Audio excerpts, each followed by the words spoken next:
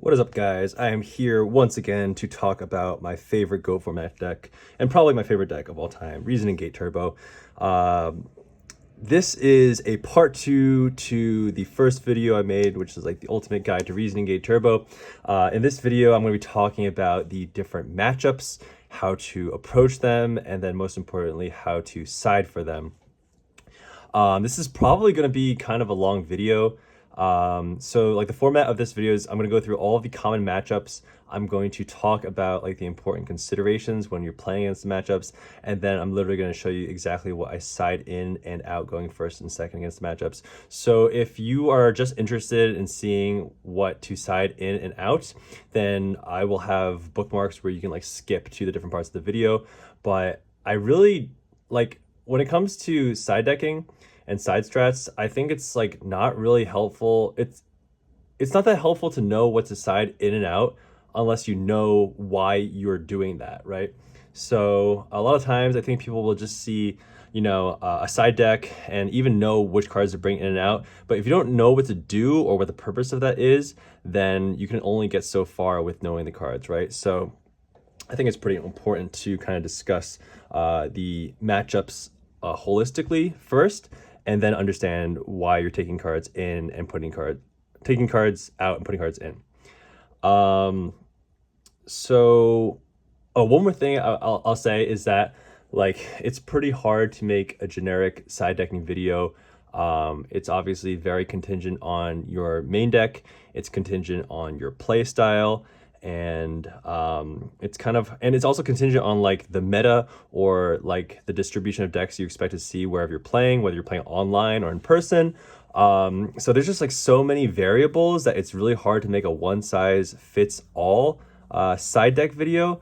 Luckily, Goat format is a little bit more, static than other formats, and there's only so many different viable decks you can play and can expect to see. So I'll do my best, but you really have to watch this and take everything with a grain of salt. And again, this is heavily based on my personal experiences and my preferences when I play this deck. Now we'll talk about siding a little bit.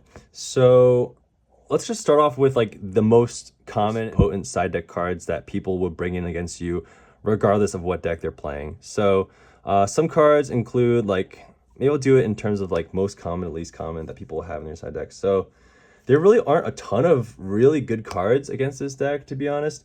But like some common cards you might see are Kaiku, King Tiger, Asura Priest, Trap Dust Shoot. I'd say like these are on the more common side because they're good against, multiple decks. So it's just, more likely that people will have them in the side deck.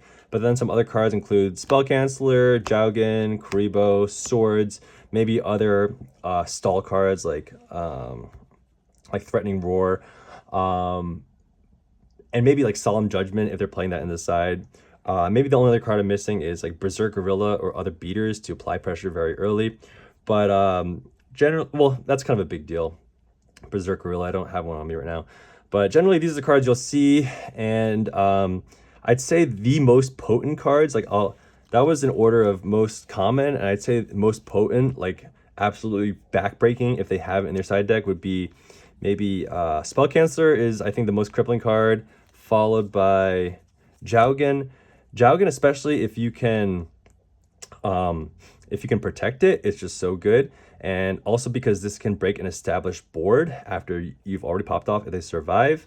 Especially if they drop BLS and drop Jowgen after that, it's very hard to out that.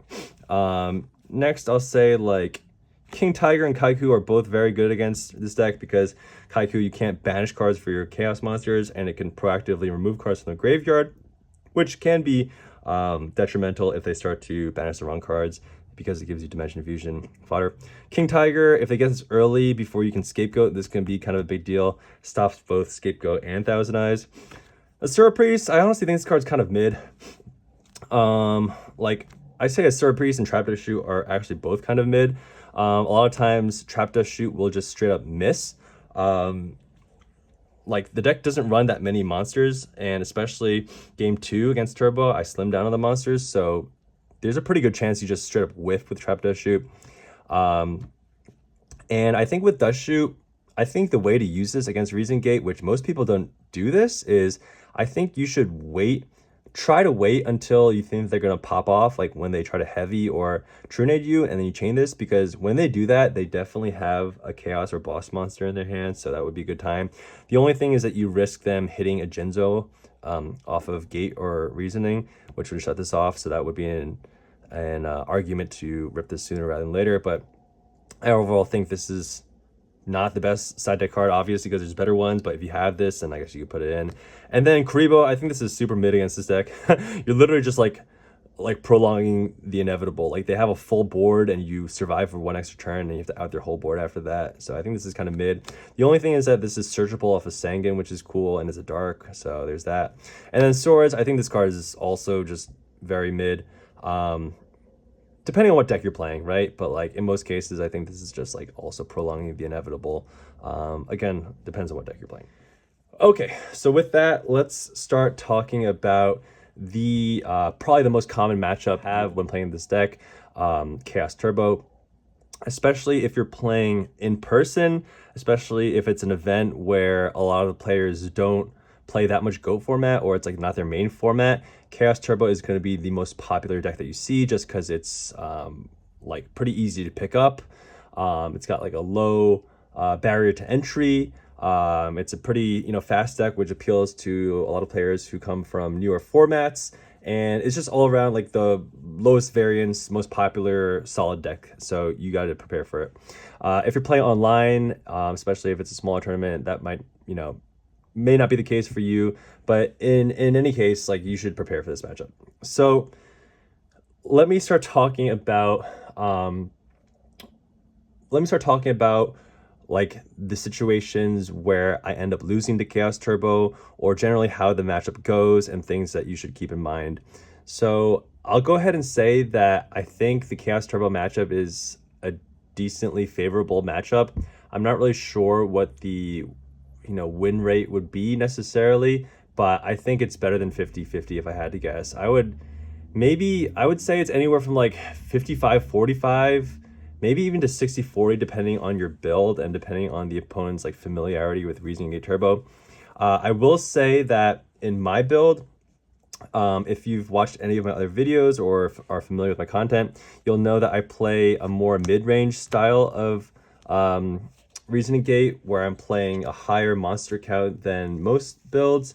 I'm playing things like Serpent, Fusilier, and Zaborg, whereas a lot of other more streamlined, I don't know if I even say streamlined, but more Glass Cannon Turbo builds will run a lower monster count and really focus on the OTK. I'm running kind of like a lower variance, more mid-rangey style with more monsters in the deck.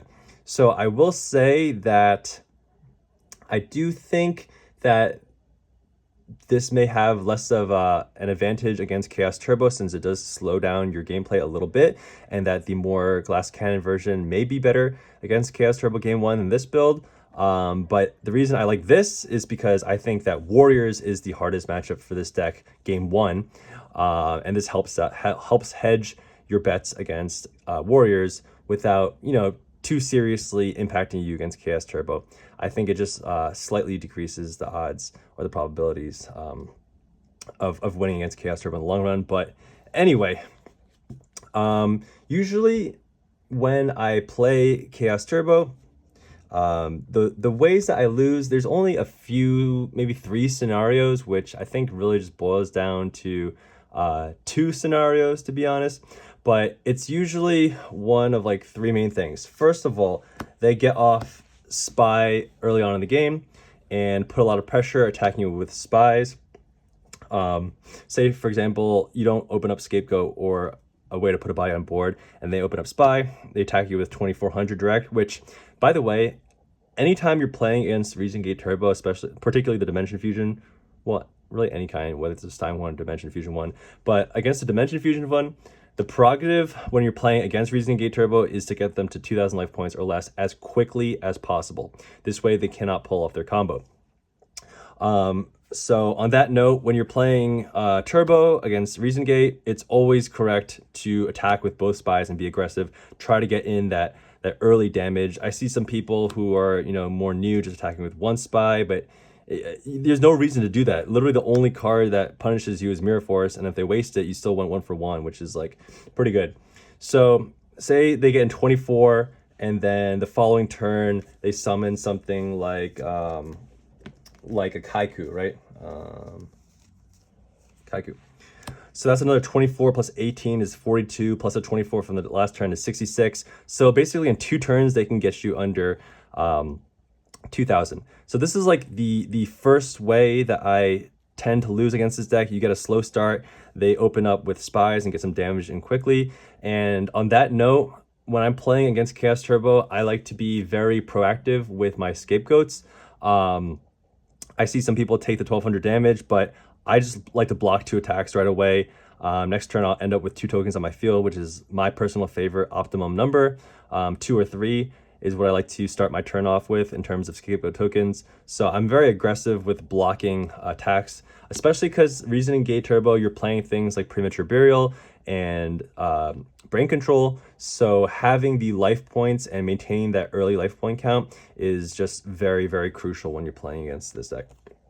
The other way that I tend to lose against this deck is they just start to gain too much advantage with Magician of Faith, and I can't do anything about it, especially if they start looping Graceful Charity, especially if they have like Tsukiyomi and Magician of Faith very early on.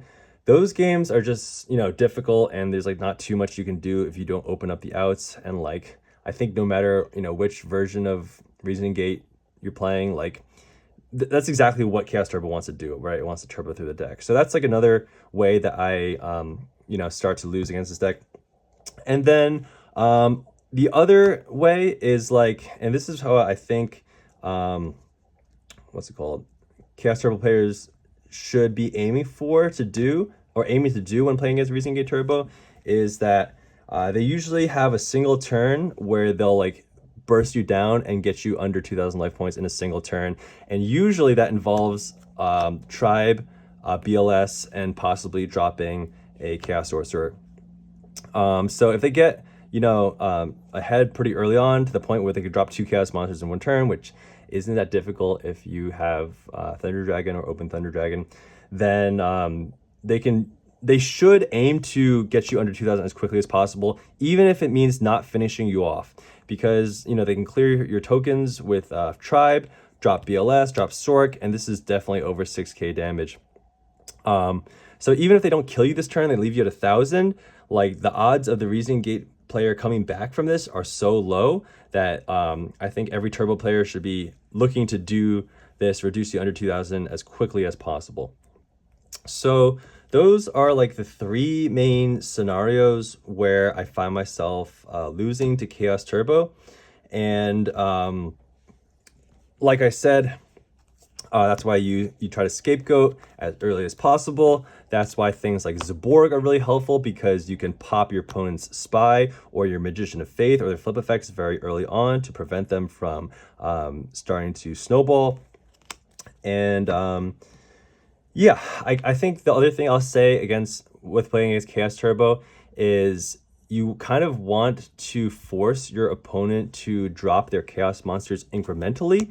Like, you don't want them to drop them all in 1 turn like I just showed you and they burst you down. You want to force them to waste their Chaos Monsters incrementally, maybe with things like Thousand Eyes or trying to get Jinzo or Zaborg or another body on the field and putting pressure. Because when they do that, and when you can out their Chaos Monsters 1 by 1, it makes it a lot easier to beat them. If you get rid of 2 Chaos Sorcerers very early on, then basically their only win con left is BLS, right? Which, if they drop it at the wrong time, like you have Scapegoats, you take it with Thousand Eyes, they might not even be able to win from that point. So that's usually my strategy against Chaos Turbo, especially game 1, is either just turbo as quickly as possible and burst them down, especially before they can banish monsters. If you can kill them before they can banish monsters for the Chaos Monsters, because they won't have cards to bring back off your Dimension Fusion, that's ideal. If not, then I try to make them incrementally drop their resources like Chaos Sorcerer and eventually overwhelm them. Okay, so that is pretty much all I need to say about the actual matchup, like the game 1 matchup. So when you're siding in against Chaos Turbo, like or just when you're siding in general, you usually want to think about what your opponent is going to side in against you. So you have to look at their play style and like what you've seen them already side in against you. Like these two, like this is just very uncommon unless people are hard preing for this deck or like, you know, or have PTSD from this deck. Jowgen is, you know, probably a little bit more common. So in general, I think you should mentally prepare when you're playing against Chaos Turbo for, you know, one of these or some combination of these cards to come in, maybe also with Berserk Gorilla or a Beater if they have that. But you should mentally prepare for these cards to come in, which essentially boils down to you need to have a way to out these monster floodgates, right? Or like these are floodgates. This is just a monster you want to out. So it basically summarizes to you need a way to out problematic monsters, right? Other than that, my side strategy against Turbo is to just go as fast as possible. So like I said, you know, I'm running the build that's running the heavy monster count, or the heavier monster count, and I basically just slim down to a more streamlined build when I'm going against Chaos Turbo. So what that means is I'm taking out the 2 monsters, I'm taking out the 3rd Chaos Sorcerer. I only run the 3rd Chaos Sorcerer because I'm running such a high monster count, which means that you're milling less cards in between Monster Gate and Reasoning, which means that you're going to see this card in the graveyard less, and you're gonna, which basically means that you would like to hard draw it more often. So that's why I run 3 normally, but I take 1 out, and then I usually take out a Metamorphosis or some Jar of Greed. So I'm usually only taking out 4 to 5 cards against Chaos Turbo, and they're usually this cards. If I'm going first against Chaos Turbo, I'll leave in all the Jar of Greeds and probably just take these out because like Metamorphosis isn't, you know, doing much anyway. And if I'm going second against Chaos Turbo, maybe I will do something like this, take these out and leave in the meta. Meta is decent going second. It's not the greatest, but you can, well, yeah, actually no, I probably take out at least one of my 2 metas no matter what. It really depends on what I've seen the opponent play, but typically it's some combination of that depending on going first or second. And then in terms of what I bring in, it's just very straightforward.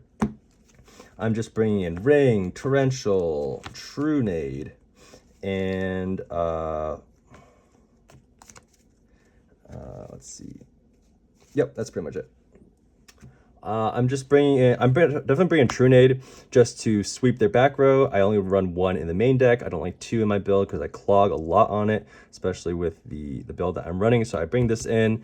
Torrential and Ring, like I said, you want cards that are chainable to out the problematic monsters. Torrential, pretty good when your opponent gets greedy because they're going to be attacking with both spies, and they'll probably summon another card too. So that's good for that. It's also good to out like face down flip effect monsters.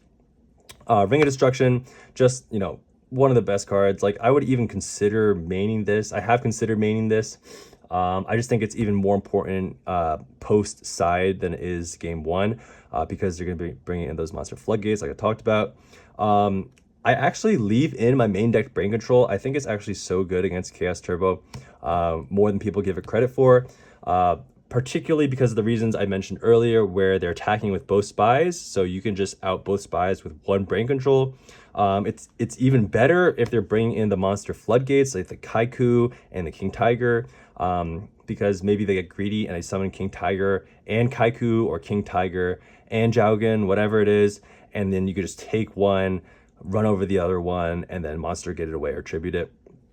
Also, like I said, since I'm forcing the opponent, trying to coerce the opponent into dropping their chaos monsters incrementally, this is even better because you could just take their chaos monster and banish it or whatever you want. So I actually really like this, and if I'm going second, I'll probably bring in the second Brain Control.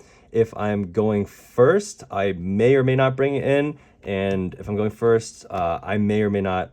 Well, actually, sorry. I like both of these going second, right? Because Mirror Force is even better when you're going second because you're already behind, since they'll probably have the spies established.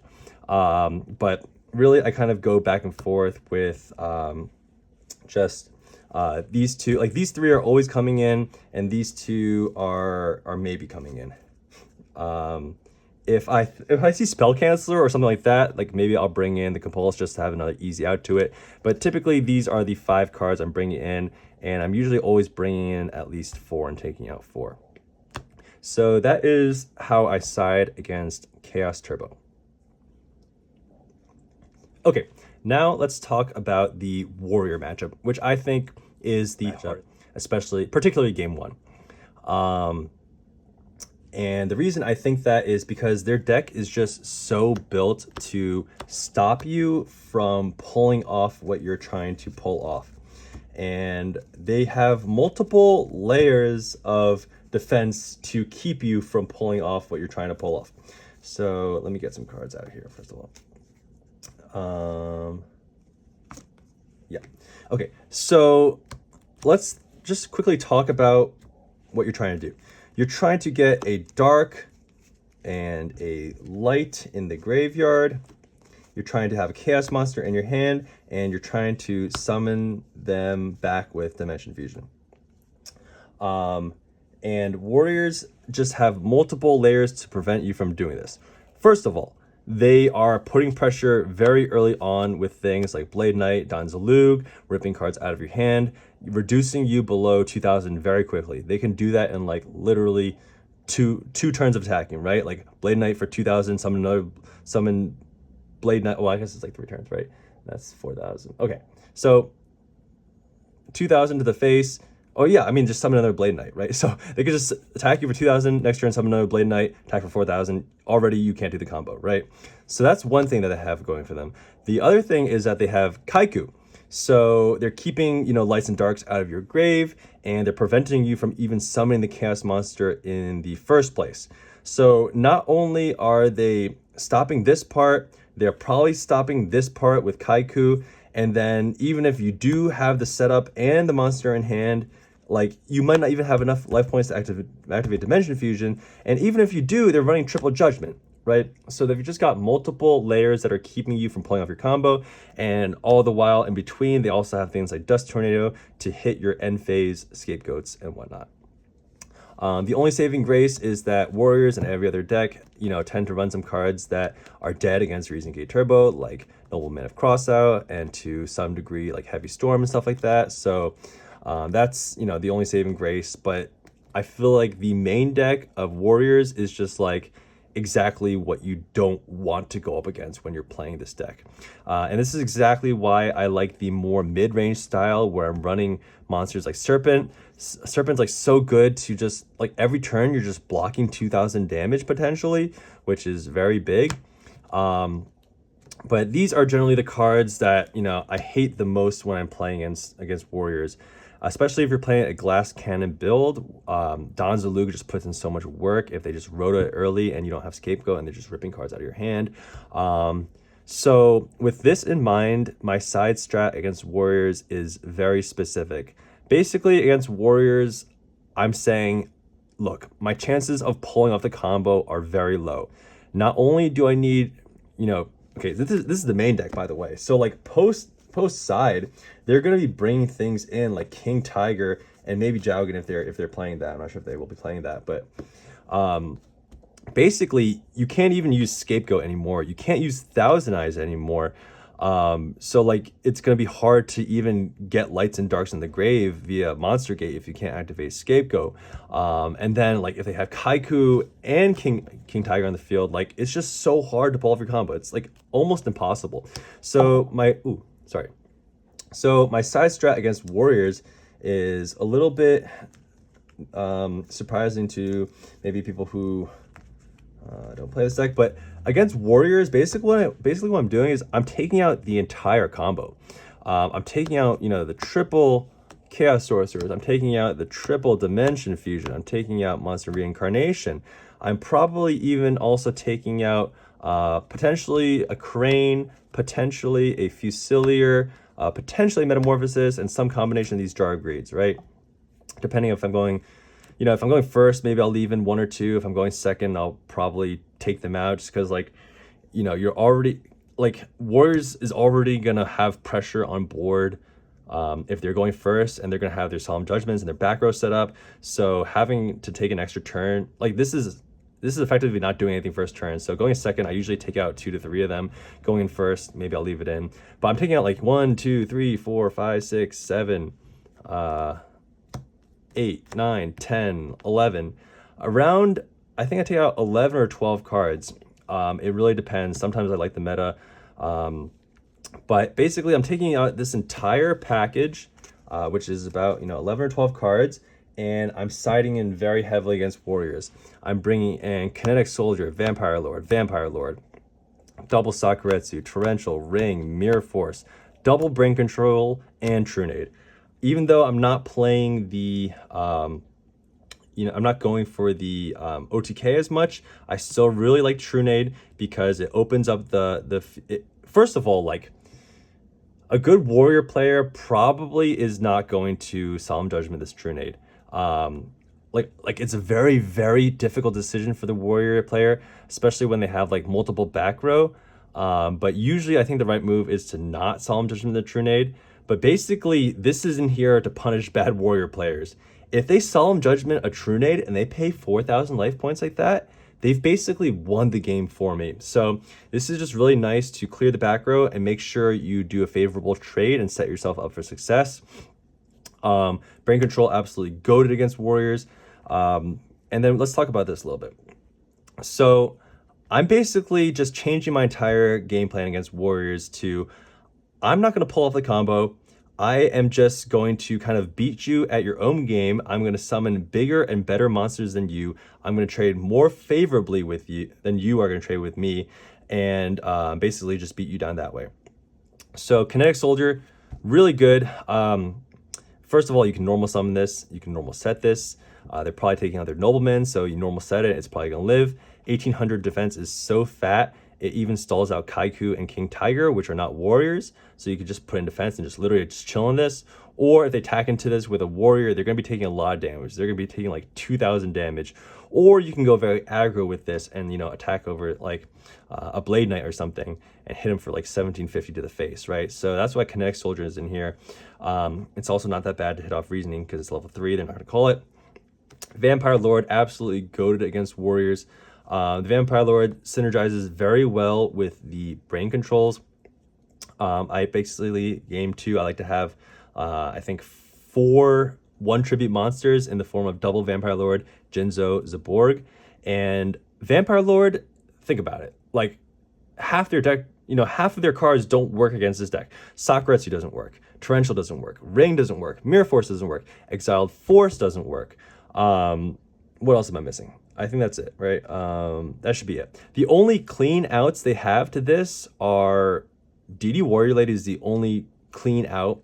And even then they have to normal summon, waste their battle phase and crash.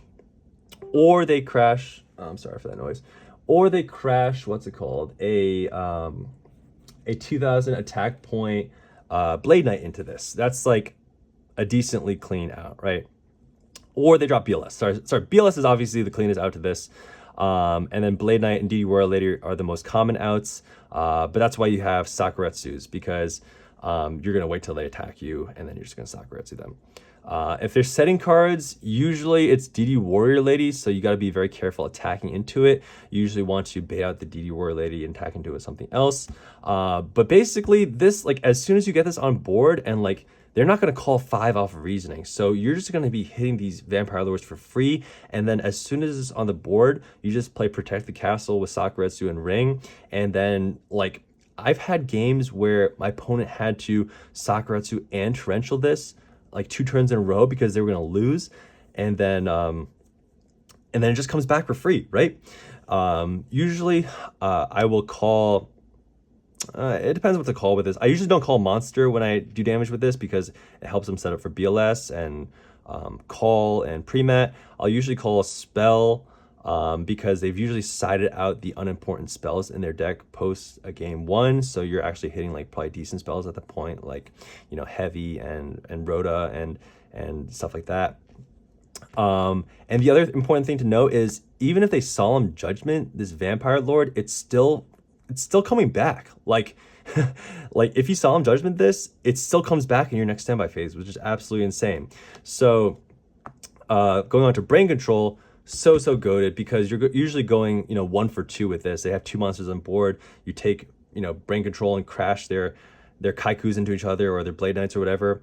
Or what a very common play that you do is you Trunade. If they judgment this, they're absolutely fucked, right?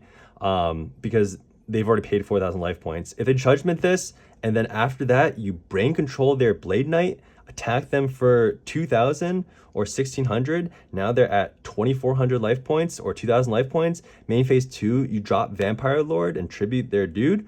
They're absolutely screwed after that. And if they don't judgment this, then their back row is back in your hand, and then you brain control and you just do the same thing anyway, right? So good. Sakuretsu is really good. Don't really need to say much about these cards. It's just like to, you know, punish them when they go very aggro, because they're gonna have to choose between attacking with 2 monsters or attacking with 1 monster. And anytime they put 2 monsters on the board, they're in danger of getting hit by one of these cards. So that's basically the entire side strategy against Warriors. They bring in things like King Tiger, and that doesn't really do too much against you because you're running the triple brain control.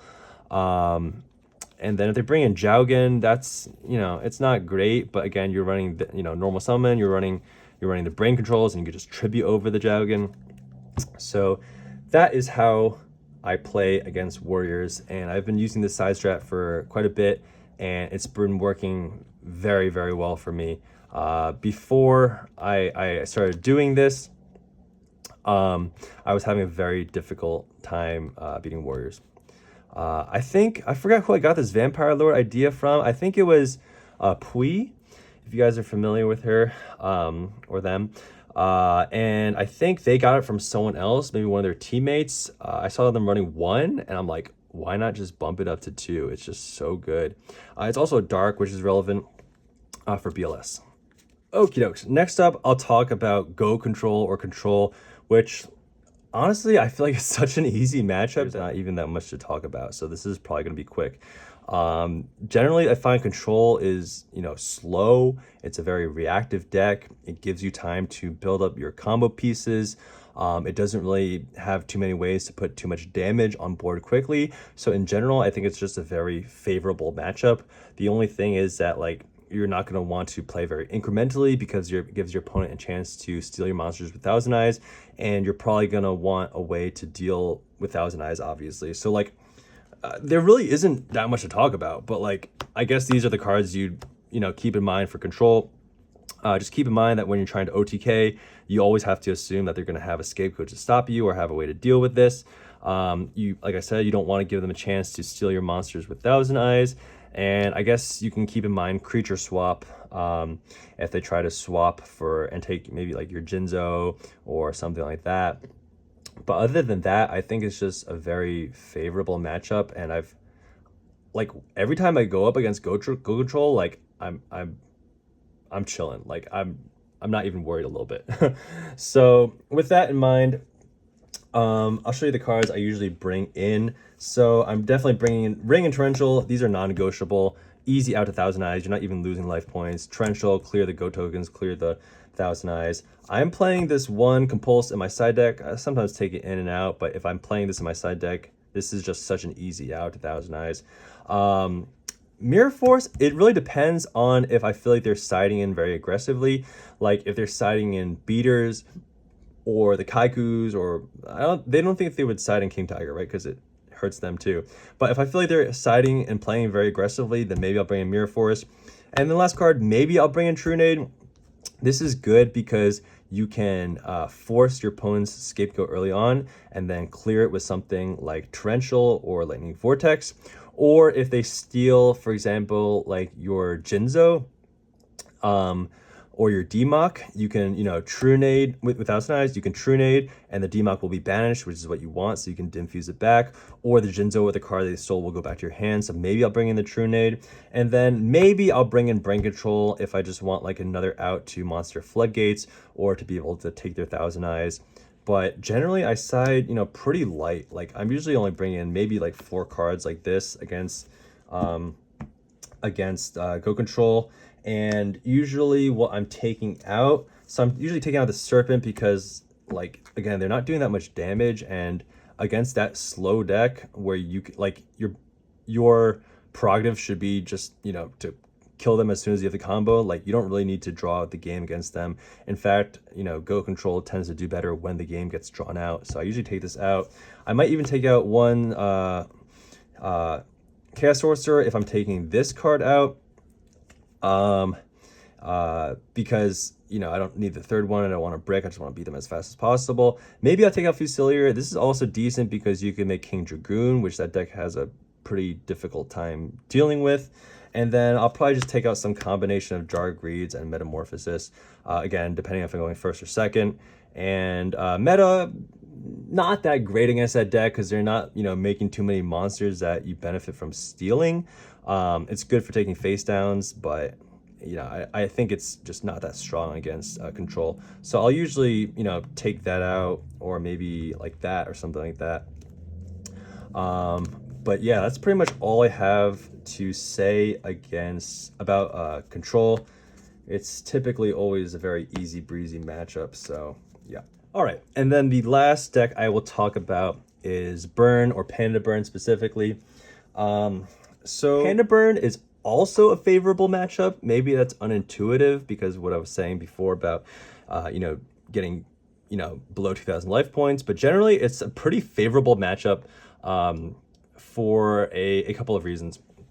Well, I guess the main reason is that it's a very trap heavy deck, so it loses hard to Jinzo. Like, if you can get Jinzo out very quickly, like, you can honestly just solo them with just Jinzo, which I've done many times. But the other thing is that Ojama Trio, like, this is just fodder for your monster gates, right?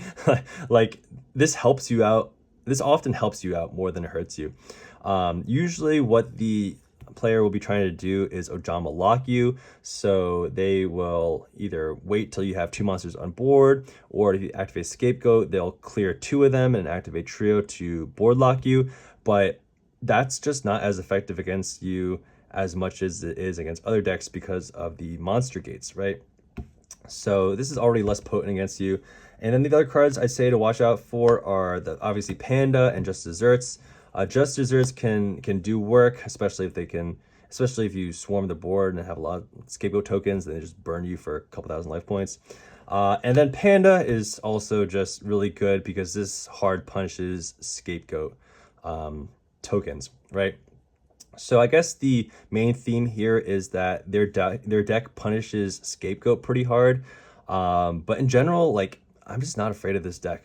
The only other card I'll say is, like, I think the Chain Energy version of this is, like, better, especially if they get multiple Chain Energies up, because even just to, like, set trap cards and stuff, you're paying 500 or 1,000 life points, and that can get kind of tricky. But luckily, the Chain Energy version I think just generally isn't quite as popular as the non-chain energy version, especially because this doesn't inflict damage to your opponent's life points. So things like Death's Wombat don't protect you against chain energy. You're paying the life points. It's not burning you. It's just making you pay.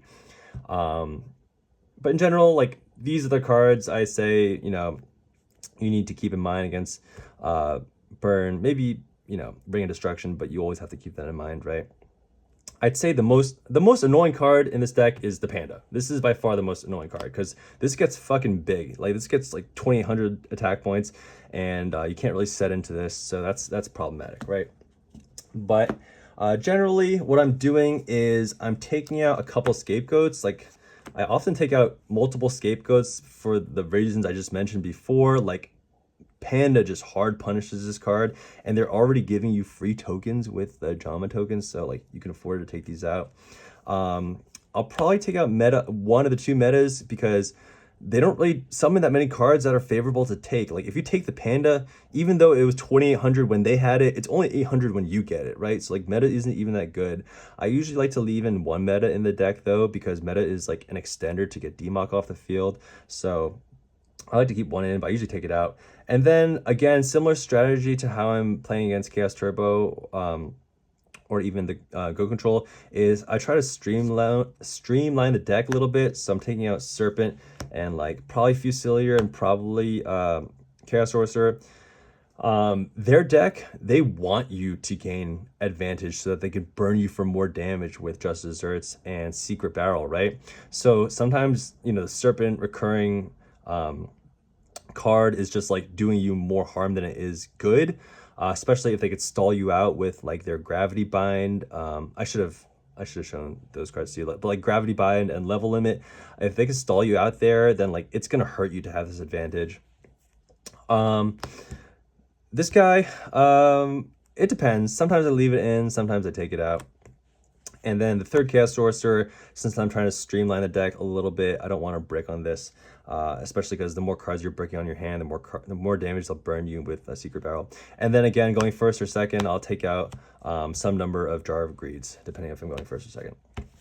And then what I'm bringing in is just a whole lot of spells and traps. So for traps, I'm just bringing in like 1 to 2 Sakuretsus or Mirror Force. Torrential Ring always coming in because Torrential clear the Ojama tokens or unlock yourself if you know, scapegoats. Also punish them for summoning, you know, multiple pandas or a giant rat, whatever. Ring of Destruction, I just like this card to get rid of the recruiters like Giant Rat or any other problematic monsters. Sometimes it can backfire, so you have to be careful. Mirror Force, because you're going to be attacking with Panda. Sakuretsus for the same reason. That's like 5 cards. And then 6, 7, and 8 are Trunade. Trunade particularly good because it forces them to activate their trap cards maybe earlier than they wanted to, like Just Desserts and Secret Barrel. And you can even trade favorably if you can, you know, chain call the Honda to bring back Jinzo or something like that. It also clears their floodgates, like the Gravity Bind and Chain Energy and what's it called? Level Limit. And then Brain Control, because it's nice to be able to take their recruiter like Giant Rat or just take their Panda and get it off the field, especially since I'm taking out some of the normal summonable monsters. You're going to have less monsters for Monster Gate, so that's why I supplement it by bringing in Brain Control. And then finally, I don't think you need to play multiple Mystic Walk, but I think playing one is just so good, especially since I'm taking out the Metamorphosis, which as you should know if you watch my videos, is an extender to get DMOC off the field so that you can bring it back with Dim Fusion. Basically, you're doing the same thing with Mystic Walk. You're getting it off the field and you're getting 2,800 life points in the process, which basically pays for the Dimension Fusion. And you can just disrupt your opponent and they try to go for a game, and then you just chain this, you know, in your draw phase. After you draw this card, which is why this is so good because it's quick play, you can just disrupt them and maybe they burn through all their gas and they don't have enough cards to kill you and you save yourself. Or they try to do something like they try to snatch steal your big monster and then you make them go neg with this and gain a lot of life points in the process. A lot of times, or not a lot of times, but quite a few times what will happen is I'll have a Jinzo on the board and they'll have no way to out it, and they'll try to do something like Snatch Steal or maybe Exiled Force, and then I'll just chain Mystic Walk and just gain 2,400 life points, right? So this card is really good, particularly because it's chainable. So yeah, that's what I'm bringing in. What is this? This is like 8 cards, and I already showed you how many. 1, 2, 3, 4, 5, 6, 7, 8 cards that you could take out right there. So that's basically it. But I know it can be kind of like anxious to play against Panda Burn, and no one really likes it, but I'm generally pretty comfortable when I'm playing against Panda Burn. It's pretty. I think most people who play Reason Gate know that it's a pretty favorable matchup. Okay, so thanks for watching this entire video. I hope it was helpful. I really hope it was helpful. I've been really meaning to make this thorough, in-depth side decking video. Again, I'll say that this is heavily dependent on your personal playstyle and how you've built your main deck, but this is just, you know, how I've decided to side based on my personal experience and years of playing this deck. So thank you so much for watching. Bye.